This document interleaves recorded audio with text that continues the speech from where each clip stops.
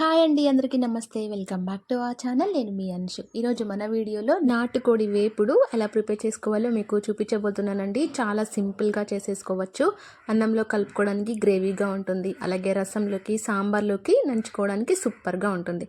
నాటుకోడి వేపుడు అంటే కొంచెం గట్టిగా ఉంటుంది కాబట్టి మనకి గ్రేవీగా కలుపుకోవడానికి అన్నంలోకి వీలుగా ఉండదన్నమాట. కానీ నేను చూపించే ఈ మసాలాతో ప్రిపేర్ చేశారంటే అసలు చాలా రుచికరంగా ఉంటుందండి.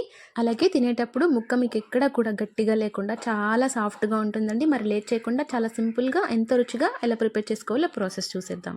ముందుగా దీనికోసం నేను ఇక్కడ అరకిలో నాటుకోడి చికెన్ తీసుకున్నానండి. నేను కేజీ తెప్పించుకున్నాను అనమాట. ఇందులో కొంచెం మెత్తగా ఉన్న ముక్కలు తీసి పక్కన పెట్టుకున్నాను, మిగతావి నేను పులుసు చేసేసాను.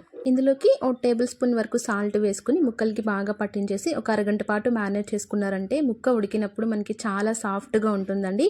నాటుకోడి కొంచెం గట్టిగా ఉంటుంది కాబట్టి ఇలా ఉప్పు వేసి నానబెట్టేసుకుని అరగంట తర్వాత కుక్కర్లో వేసేసి ఒక్క టీ గ్లాస్ వరకు నీరు వేస్తే సరిపోతుందండి. ఎందుకంటే చికెన్లో నుంచి నీరు ఊరుతుంది కాబట్టి నీరు ఎక్కువ వేయకుండా కుక్కర్లో ఉడికించేసేయాలి. 3-4 విజిల్స్ రానిస్తే సరిపోతుందండి. ఇప్పుడు స్టవ్ మీద ఒక కడాయి పెట్టుకొని ఇందులోకి 1 టేబుల్ స్పూన్ వరకు ధనియాలు, అలాగే 2 ఇంచుల దాల్చిన చెక్క, 4-5 లవంగాలు, 2 యాలకులు, అలాగే 2 ఇంచుల ఎండు కొబ్బరి ముక్కలు, 1/2 టేబుల్ స్పూన్ వరకు జీలకర్ర కూడా వేసుకొని మసాలాలు ఎక్కడ కూడా మాడకుండా వేయించుకోవాలి. ఈ మసాలా పొడి కూరకి మరింత రుచినిస్తుందండి. ఖచ్చితంగా ఇలా ఒకసారి ట్రై చేయండి. ఈ మసాలా అంతా చల్లారిన తర్వాత మీరు మిక్సీ పట్టుకోవచ్చు, లేదంటే రోట్లో దంచుకోవచ్చు. ఇలాగా మెత్తగా పొడి చేసేసుకోవాలి. అలాగే 3-4 విజిల్స్ తర్వాత మన చికెన్ కూడా చక్కగా ఉడికిపోయి ఉంటుందండి. మూత తీసి చూస్తే చక్కగా మగ్గిపోయిందనమాట.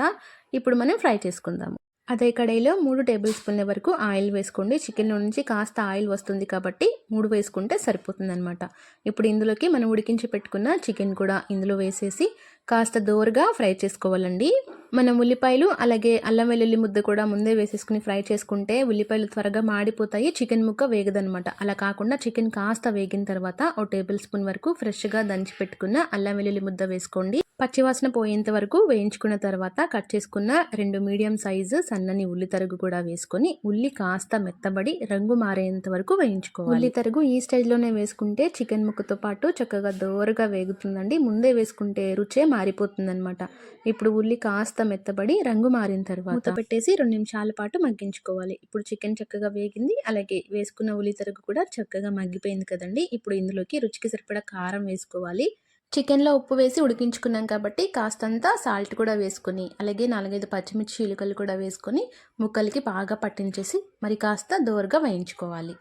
ఇలా కాస్త ఫ్రై చేసుకున్న తర్వాత చివరిగా మనం దంచి పెట్టుకున్న మసాలా పొడిని కూడా ఇందులో వేసేసి కాస్తంత కరివేపాకు రెబ్బలు కూడా వేసుకుంటే రుచి చాలా బాగుంటుందండి. ఈ మసాలా కూడా ముక్కలకి పట్టేంత వరకు 1 నిమిషం పాటు ఫ్రై చేసుకోవాలి. అంతేనండి, వేడివేడిగా నాటుకోడి వేపుడు రెడీ అయిపోయిందనమాట. రైస్లోకైనా, రసంలోకి, చపాతీలోకి, అలాగే సాంబార్లోకి కూడా చాలా బాగుంటుంది. ఖచ్చితంగా ట్రై చేయండి. అలాగే మరిన్ని వంటల కోసం మన ఛానల్ని సబ్స్క్రైబ్ చేసుకోండి. మీ ఫ్రెండ్స్ రిలేటివ్స్కి షేర్ చేయండి. కమెంట్ సెక్షన్ పక్కనే హైప్ ఆప్షన్ ఉంటుంది, మీరు హైప్ ఇస్తే మరింత మంది